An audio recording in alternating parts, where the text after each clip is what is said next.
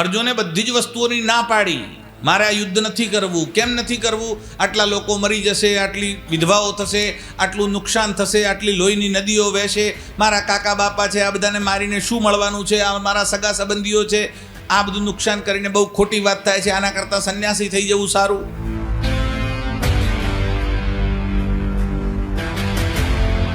તમે જ્યારે પણ તીર્થસ્થાનમાં જાઓ તો તર્પણ કરો, પિતૃઓને પિંડ આપવો અને તર્પણ કરવું આ અવશ્ય કરવું જોઈએ.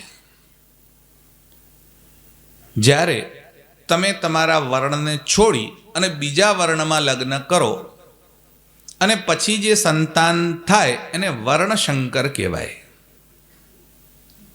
એટલે વર્ણ છોડીને બીજા વર્ણમાં જાય અને પછી જે સંતાન થાય એનું નામ વર્ણશંકર છે. શંકર નથી, શંકર છે. દાંતને જીભડે પછી સ બોલાય ને, સગડીનો સ છે. એટલે તમે મીંડાવાળો શ કરો છો એ શ નથી અહીંયા હો, શંકર એવું છે. એટલે શંકર ગાય છે, શંકર ગાય નહીં હો, ભગવાન શંકર વાળું શંકર નહીં. એ જે વર્ણશંકર પ્રજા પાકે એને પિંડદાન કરવાનો અને તર્પણ કરવાનો અધિકાર નથી રહેતો. એટલે તમારા ત્યાં કોઈ લગ્ન કરે તમારા દીકરા દીકરી અને પછી જો તમારો પૌત્ર થાય છે તો એવું સમજી ચાલો તમારો એ અધિકાર ગયો, એટલે તમને પિંડદાન મળવાનું નથી. એટલે જો તમારા શ્રાદ્ધની અને તર્પણની રક્ષા કરવી હોય અને શુદ્ધ રાખવું હોય તો પોતાના વર્ણમાં જ વિવાહ કરવાનો આગ્રહ રાખો. ભગવાન શ્રી કૃષ્ણ ગીતામાં પણ અર્જુનને આ વાત પહેલા જ અધ્યાયમાં સમજાવે છે.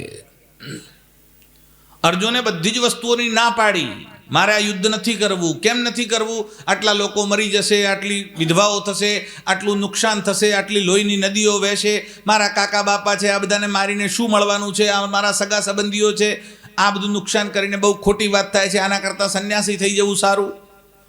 જ્યારે અર્જુન આવી ડાઈ ભાષા બોલવા લાગ્યો ત્યારે ભગવાને બહુ ફટકાર્યો છે અર્જુનને. અરે ગાળો દીધી છે. એમાં એક શબ્દ બોલ્યા છે ભગવાન, નૈવમ ક્લિબ્ય, ક્લિબ શબ્દનો ઉપયોગ કર્યો છે. ક્લિબ એટલે હિજડો. અર્જુન માટે શબ્દનો પ્રયોગ કર્યો છે. ક્લૈવ્યસ્માગમ પાર્થ નૈવમ તત ઉપપદ્યુતે. તું આ ક્લિબ હિજડાના જેવું વર્તન કરે છે, કાયરના જેવું વર્તન કરે છે. આટલી ભયંકર ગાળ ભગવાન બોલ્યા છે ત્યાં. અને જ્યારે આ વાત થઈ અને અર્જુને કીધું કે પ્રભુ આ નુકસાનનું શું, બધાના જવાબ આપ્યા ભગવાને. પણ અર્જુનની એક વાત ભગવાને સ્વીકારી. કઈ વાત સ્વીકારી?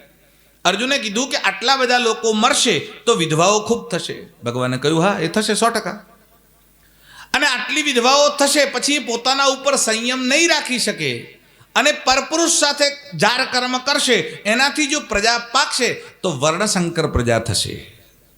ભગવાને કીધું હા એ પણ સંભાવના છે. અને આ વર્ણશંકર પ્રજા થશે તેનું પરિણામ શું આવશે? એટલે ભગવાને કહ્યું લુપ્ત પિંડોદક ક્રિયા. એમના પિંડ અને ઉદક ક્રિયા એટલે તર્પણની ક્રિયા સમાપ્ત થઈ જશે. ભગવાને કહ્યું આ વાત તારી સાચી છે, એ હું સ્વીકારું છું. અર્જુનના બધા તર્કમાં એક જ તર્ક ભગવાને સ્વીકાર્યો છે અને આ છે લુપ્ત પિંડોદક. શંકરો નરકાયૈવ. વર્ણશંકર જાય એટલે એના પૂર્વજો નરકમાં જશે.